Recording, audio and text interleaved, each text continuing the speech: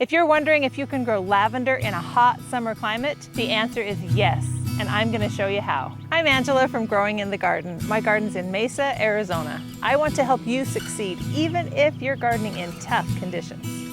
Not all lavender loves the heat. It's crucial to pick the best type. I'll show you my top 3 choices for growing lavender in hot climates. Spanish lavender, easy to recognize because it has these little bunny ears on the top of the blooms. It's the most compact variety and it's very heat tolerant and cold hardy down to about 5 degrees. It gets about 1.5 to 3 feet tall. French lavender has these beautiful long spires. This type gets a bit bigger, up to 3 feet tall and wide. It does really well in the heat, but isn't quite as frost tolerant. It's hardy to about 20 degrees. And finally, fern leaf lavender has distinctive fern-like leaves. It has a low spreading habit and can get the largest of the 3 types. It's the most tender of the 3, hardy only to 25 degrees, but it loves the heat and can bloom off and on for much of the year. It's really beautiful in the garden. My top choice for the low desert, French lavender. It grows incredibly well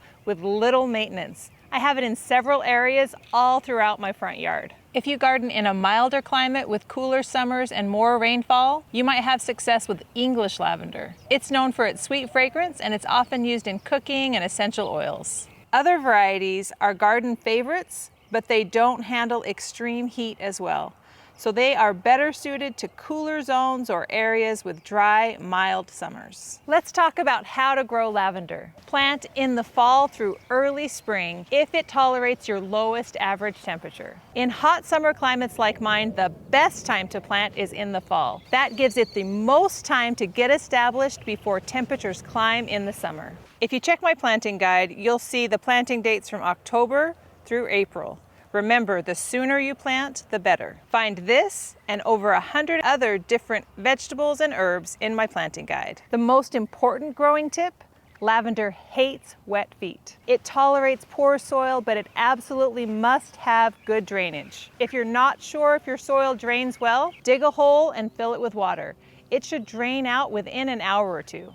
If it doesn't, figure out why or pick a new location. If your soil doesn't drain well, growing lavender in containers is a great option. Use a large container with drainage holes and keep the pot in full sun. Water deeply but infrequently, just like in-ground plants. During the summer, don't overwater. Containers are also helpful if you grow less heat-tolerant varieties because you can move them to a protected spot during extreme heat. Lavender needs plenty of sunlight, at least 6 to 8 hours a day. Morning sun with a little bit of afternoon shade is preferred, but once it gets established, it can tolerate full afternoon sun. Let's talk about watering. Water more frequently as it's getting established. And in the cooler months, check your soil and water as needed. In the summer, be careful not to overwater. This is one of the biggest reasons that lavender fails. It does not like wet feet in hot soil. If you think you can't grow lavender, it's probably because you loved it too much and gave it too much water over the summer. Back off a little bit and take a more hands-off approach and your lavender will love you even more. Most plants in hot climates, I say the more mulch, the better.